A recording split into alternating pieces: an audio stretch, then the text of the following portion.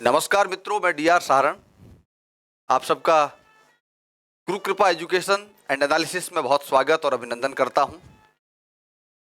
मित्रों, आप मेरे पीछे की स्क्रीन पर जो लोगो देख रहे हैं उसको देखकर आप लोग समझ गए होंगे कि मैं आज किस मुद्दे पर बात करने वाला हूं।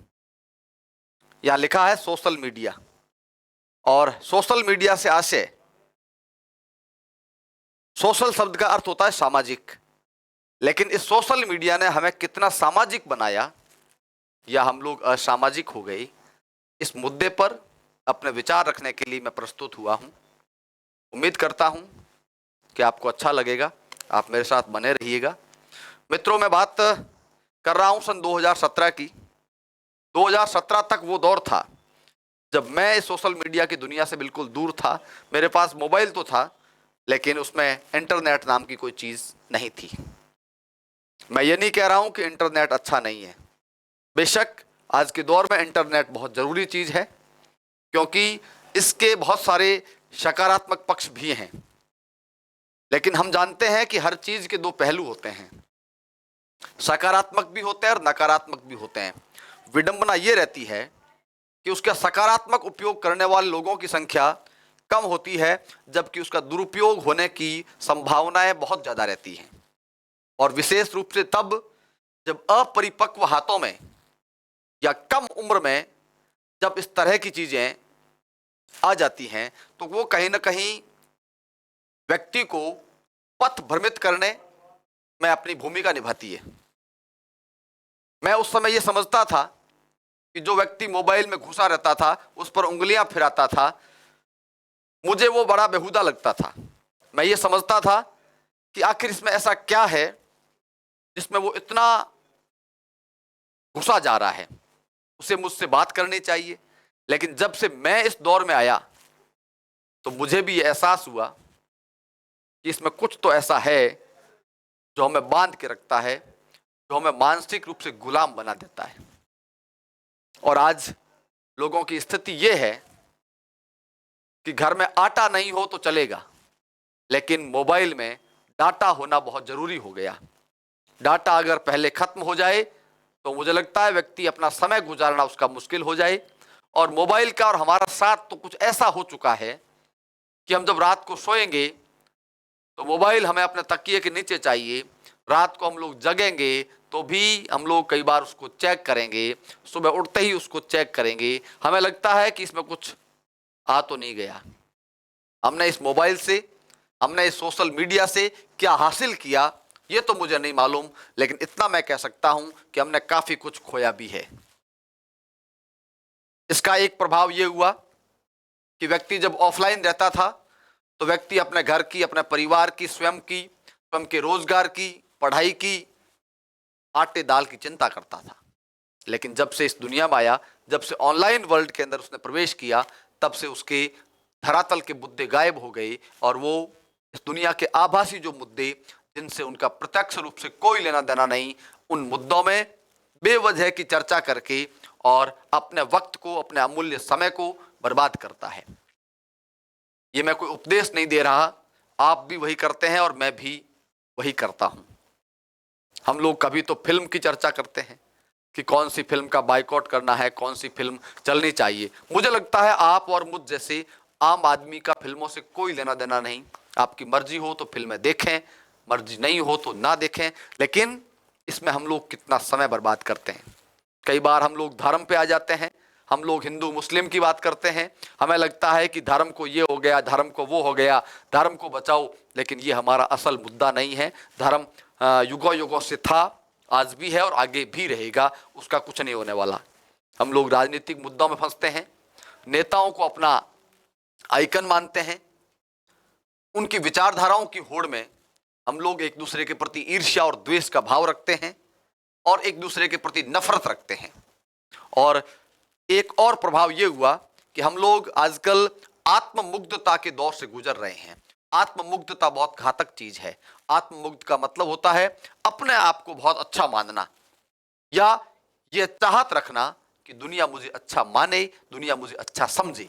और उसका मानदंड ये होता है कि हम लोग अपने मोबाइल के अच्छे कैमरे की क्वालिटी से बढ़िया सा फोटो, बढ़िया सी सेल्फी लेकर के हम लोग एक अच्छी सी शायरी के साथ अपलोड करते हैं और दुनिया से अपेक्षा करते हैं कि मुझे बहुत सारे लाइक्स मिले, बहुत सारे कमेंट्स मिले, मेरे फॉलोअर्स की संख्या बढ़े। और जब ऐसा नहीं होता है तो आदमी कहीं ना कहीं चिंतित नजर आता है, उसको लगता है कि मुझ में कोई कमी तो नहीं रह गई कहीं। तो ये चीजें कहीं ना कहीं आदमी के अंदर सस्ती लोकप्रियता को प्राप्त करने की या फिर खुद को सेलिब्रिटी के रूप में स्थापित करने की भावनाएं पैदा करती हैं। और ये चीजें मुझे लगता है व्यक्तित्व के विकास में साधक ना होकर के कहीं ना कहीं बाधक बनती है। हम लोग नेशनल लेवल की बात हो और यहाँ तक कि हम लोग इंटरनेशनल लेवल तक के मुद्दों की भी चिंता करते हैं।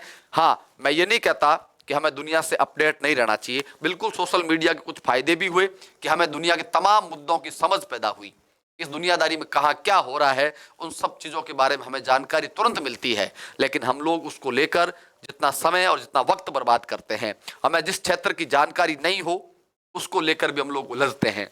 आज हर व्यक्ति जो है वो अपने आप को डॉक्टर समझता है, हर व्यक्ति अपने आप को अर्थशास्त्री समझता है, हर व्यक्ति अपने आप को समाज सेवी समझता है, या हर व्यक्ति फिल्मों का समीक्षक समझता है। यानी ऐसा कोई मुद्दा नहीं जिस मुद्दे को लेकर हम लोग चर्चा नहीं करते, जानकारी हो या ना हो, लेकिन हम लोग कॉपी पेस्ट करने में और उसको आगे से आगे बढ़ाने में, इस चीज में हम लोग अपना बहुत वक्त बर्बाद करते हैं।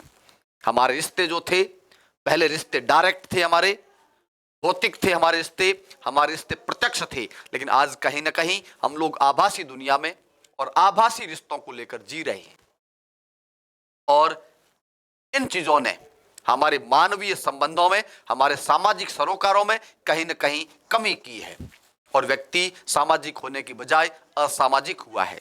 हम लोग किसी का अंध विरोध करते हैं, किसी का अंध समर्थन करते हैं। इन तमाम चीजों को लेकर हम लोग मानसिक गुलामी के दौर से गुजर रहे हैं। आईटी सेल के द्वारा प्रचारित तमाम जो मैसेजेस होते हैं, झूठी सच्ची जो कहानियां बनाई जाती है, उनसे कहीं ना कहीं हमारा ब्रेन वॉश होता है और इस ब्रेन वॉश के दौर में हम लोग अपनी सोचने और समझने की शक्ति जो है उसको खत्म कर रहे हैं। कई बार व्यक्ति अनावश्यक मुद्दों में उलझ करके तनाव से ग्रसित होता है। व्यक्ति में किसी धर्म के प्रति, किसी जाति के प्रति पूर्वाग्रह पैदा हो जाता है। और मैं तो ये कह सकता हूं कि इस मोबाइल ने और इस इंटरनेट ने और इस सोशल मीडिया ने, चाहे वहां पर हम लोग Facebook, Twitter, WhatsApp, Instagram, YouTube, चाहे किसी की भी बात करें हम लोग, उन्होंने हमें संवेदनशील नहीं बल्कि संवेदनहीन बनाया है। आज हम लोग देखते हैं कि जब किसी व्यक्ति को कोई मौत हो जाती है तो उसके फोटो के साथ स्टेटस, फेसबुक पोस्ट या फिर अन्य प्रकार की तमाम जो चीजें हैं वो हम सोशल मीडिया पर देखते हैं, तब हमें लगता है कि हाँ भाई, लोगों में संवेदनशीलता तो बहुत बड़ी है। किसी की मौत के प्रति उस व्यक्ति को गहरा दुख है, लेकिन आप जब इसकी सच्चाई जानोगे तब पता चलेगा कि ये संवेदनशीलता नहीं बल्कि संवेदनहीनता है।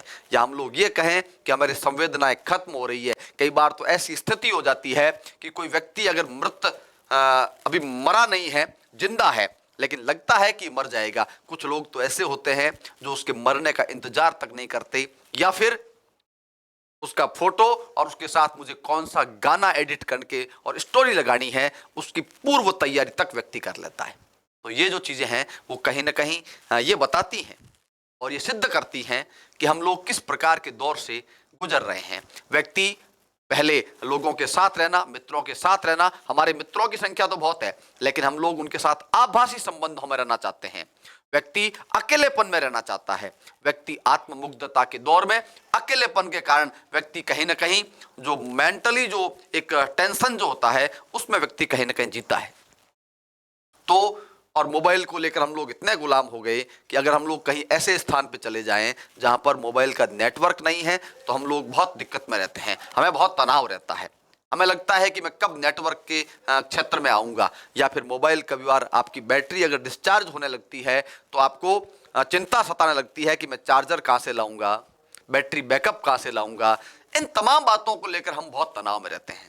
मैंने व्यक्तिगत तौर पर जो महसूस किया, मैंने ऑफलाइन ज़िंदगी भी जी, मैंने ऑनलाइन ज़िंदगी भी जी है, और हालांकि मैं कोशिश करता हूं कि मैं इसका सदुपयोग करूं, कुछ उपयोगी मुद्दों पर बात कर सकूं, लेकिन मैं इसके साथ ये भी मानता हूं कि वास्तव में इस झुनझुने ने हमें मानसिक रूप से पंगु और गुलाम बनाने का बहुत बड़ा काम किया।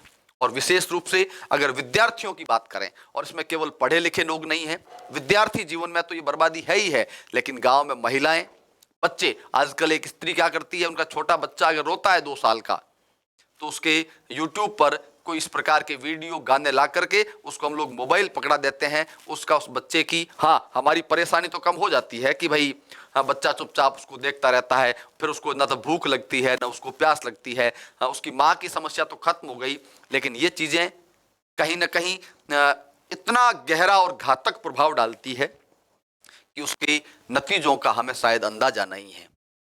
बहरहाल हमें ये कोशिश करनी चाहिए कि मोबाइल किसी के हाथ में कब आए। सामाजिक रिश्तों को खत्म करने का काम भी इस मोबाइल ने किया है। समाज के अंदर तमाम तरह की जो विसंगतियां पैदा हुई है, उनके आप लोग मूल में अगर जाओगे तो आपके ध्यान में आएगा कि उसकी मूल बीमारी की जो समस्या थी या उसकी जो जड़ थी ना, वो कहीं ना कहीं उस मोबाइल के अंदर निहित थी। खैर, मैं ये नहीं कह रहा कि हम लोग मोबाइल रखना बंद कर दें, ये संभव नहीं है। मोबाइल आज की आवश्यकता है, इंटरनेट आज की आवश्यकता है, तो निश्चित ही हम लोग उसका उपयोग करेंगे, लेकिन उसका हम लोग सीमित उपयोग कैसे करें, उसका हम लोग सदुपयोग कैसे करें, उसके दुरुपयोग से कैसे बचें और इसके नकारात्मक प्रभावों को कम कैसे करें, इस बात पर हमें कहीं ना कहीं चिंतन करने की आवश्यकता है, ताकि इस बहुपयोगी जो आविष्कार है विज्ञान का, इसका हम लोग अच्छा उपयोग कर सकते हैं और उससे होने वाले जो फायदे हैं उनका हम लोग लाभ ले सकते हैं कहीं ना कहीं। लेकिन मेरा ये मानना है कि हम लोगों ने इसका सदुपयोग की बजाय इसका दुरुपयोग अधिक किया। हम लोग रील बना रहे हैं, हम लोग रियलिटी भूलते जा रहे हैं, तो कहीं ना कहीं ये हमारे लिए बहुत चिंता का विषय है, चिंतन का विषय है, मनन करने का विषय है। समाज के प्रबुद्ध वर्ग को इस पर चिंतन करने की आवश्यकता है। मेरे निजी विचारों से हो सकता है आपकी असहमति हो, लेकिन जो कह रहा हूं वो मुझे कहीं ना कहीं ऐसा महसूस हुआ। हालांकि मैंने इसका उपयोग बहुत लेट शुरू किया, इसलिए मुझ पर इसका कितना घातक प्रभाव पड़ा, मैं इसकी खामियां, इसकी बुराइयों को अच्छी तरह जानता हूं। इसका हो सकता है मुझ पर ज़्यादा असर ना पड़े, लेकिन बहुत युवा पीढ़ी को इसने प्रभावित किया।